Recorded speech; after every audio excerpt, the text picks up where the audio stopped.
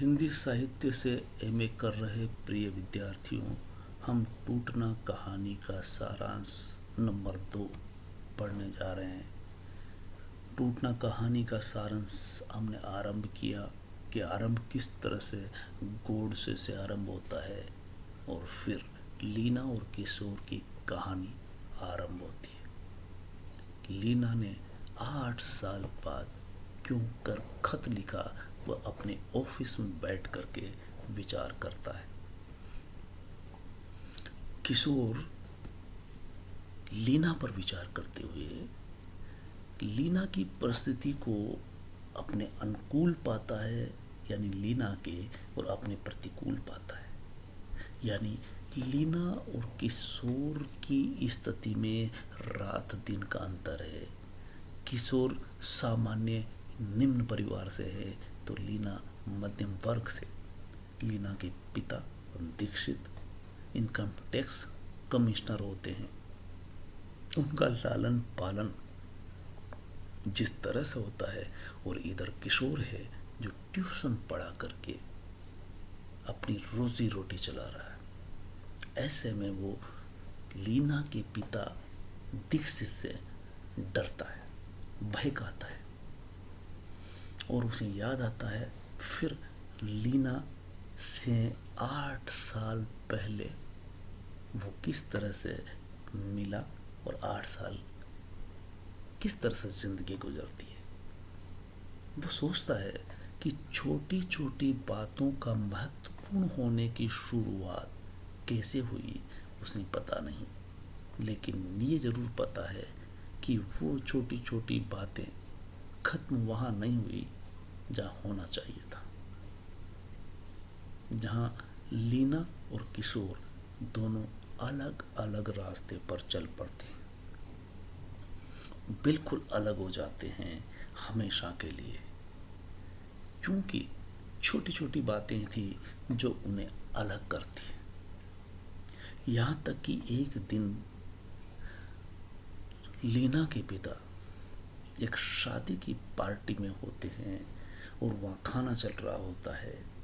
खाना खत्म होने पर किशोर अपनी प्लेट में छुरी कांटे क्रॉस करके रख देता है, और इसी बात को लीना ये देखते हुए कि तुम दरअसल बहुत निम्न तबके से हो, तुम्हें उठने बैठने का शऊर नहीं है, कि किस तरह से बड़े लोग जब खाना खाते हैं तो प्लेट में छुरी और कांटे को समानांतर रेखा में रखते हैं, और वह अपने हाथ से छुरी कांटे को समानांतर रेखा में रखती है, लेकिन किशोर उसे वापस क्रॉस करके रख देता है और ये कहता है कि अभी तो मुझे आइसक्रीम खानी है, और दूसरे की बातों में मिल करके हंसने का प्रयास करता है।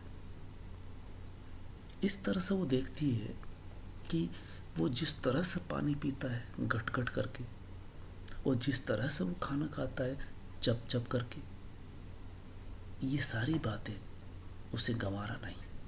उसके पिता अक्सर उसे गंवार कहा करते थे, और ये बात वो व्यवहार में उसे याद दिलाती है कि वाकई में वो गंवार है, असभ्य है, या उसके तबके से बहुत नीचे का आदमी। वो जब कपड़े पहनता है तो उस कपड़े को कम से कम 2 या 3 दिन तक पहनता रहेगा,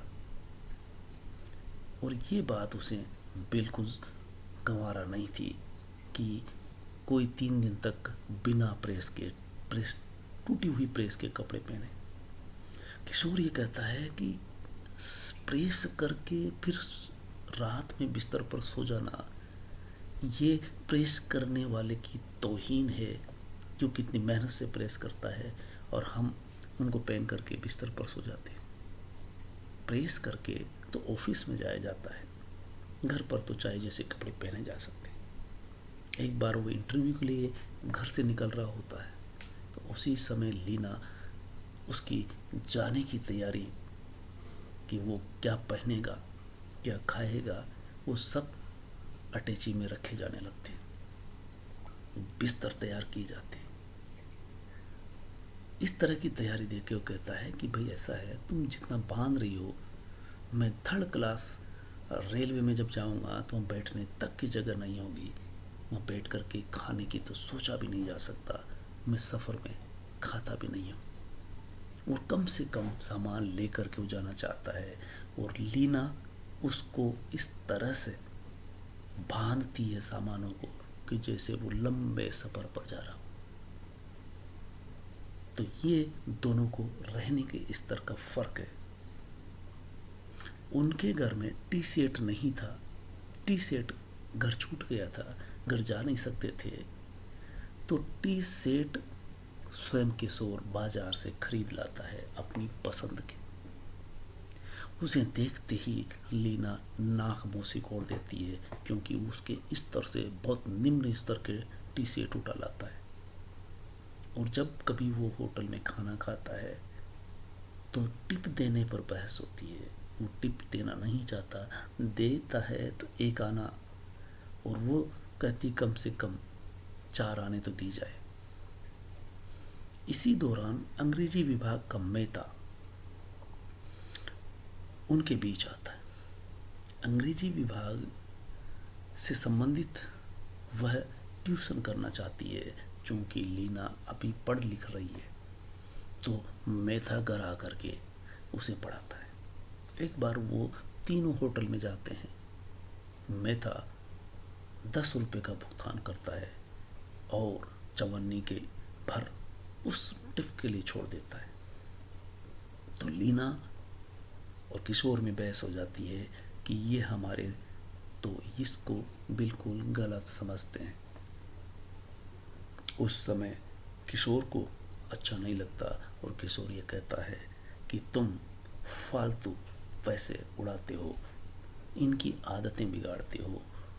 पहली बार तो ये 2 पैसे के 4 पैसे लेते हैं, ऊपर से टिप और दो, ये कोई बात हुई? इस तरह से किशोर जिस वर्ग से हैं वहाँ फिजूल खर्च करना उसे गवारा नहीं।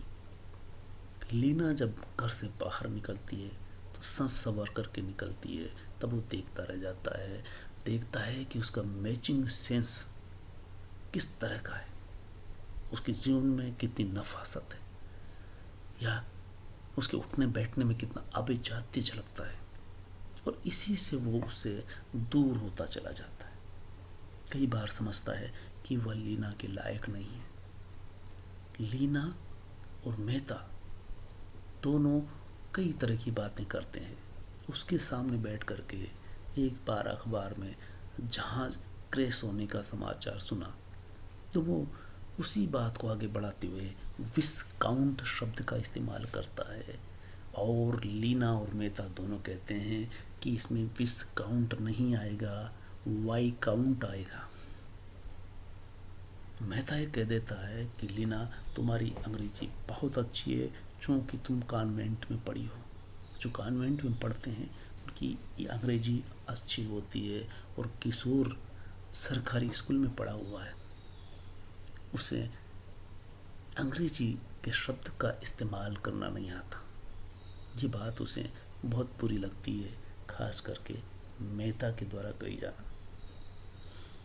तब वो नाराज होकर के कहता है कि अंग्रेज़ों की औलाद हमारी भाषा को वर्नाक्यूलर कहती है, ये हम बर्दाश्त नहीं करेंगे। तुम कॉन्वेंट में पढ़ने वालों का दिमाग खराब हो चुका है, ये जो अंग्रेजी तुम्हारे दिमाग में भर दी गई है, और इसी से उसमें धीरे धीरे हीनता ग्रंथि का आरंभ होता है। एक बार तो वो लीना से माफ़ी मांग लेता है इस बात के लेकर के कि मैंने कुछ ज़्यादा ही कह दिया, इसके लिए मुझे माफ़ करना। लेकिन जब कभी वो चस्सी खुश होकर के निकालता तो लीना उसे वहीं डांट डपट के रोक देती।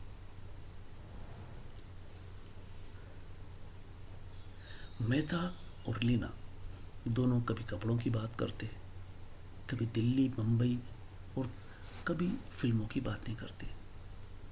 लीना भी अपने पापा के वो किस्से सुनाती जिसमें वो दरिया दिली के साथ उन्हें पाल रहे होते।